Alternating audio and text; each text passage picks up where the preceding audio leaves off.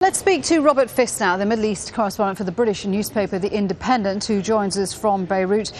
Good to have you with us, Robert. So the Arab League have taken this measure. They've suspended Syrian activities in the Arab League until it implements the peace deal. They're threatening economic and political sanctions.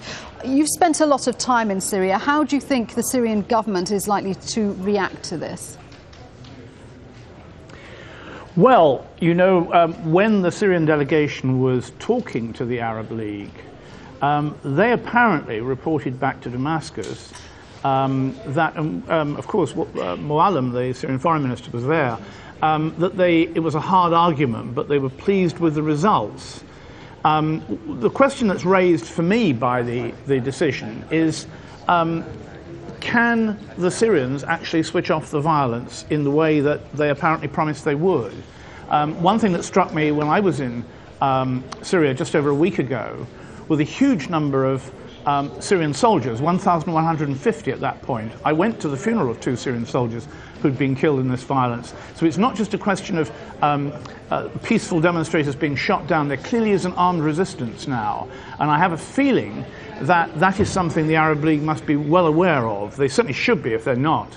But having listened today to their decision, I must say I'm pretty amazed. I have always regarded the Arab League as being a pathetic, impotent, ridiculous institution in the Arab world.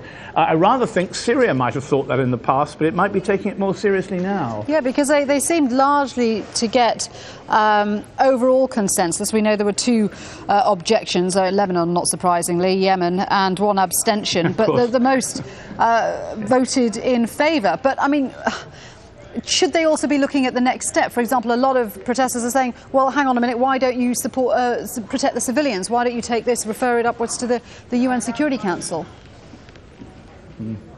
Well, you know, the Arab League went a long way in their own lights when they basically approved the no-fly zone over Libya. And we all know what happened to that. It turned out to be much more than a no-fly zone.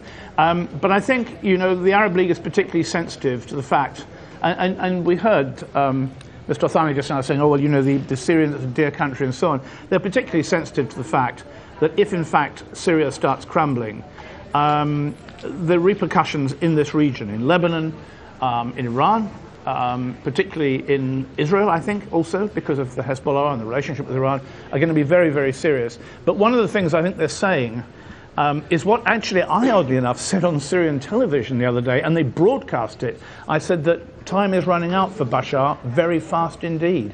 Do you think, I mean, there is a widespread fear, isn't there, that Syria is slowly slipping into civil war? Do you share that fear? I think it's almost on the edge of civil war already. I mean, some of the accounts I heard from Daraa, from both civilians and from members of the Syrian military, I spoke directly to officers in the Syrian army, show very, very frightening situations. For example, in Homs, the amount of shooting that's going on, the shooting of military checkpoints, the shooting back at snipers, the attempt now to have an armed defense of the opposition. This has become a real thing.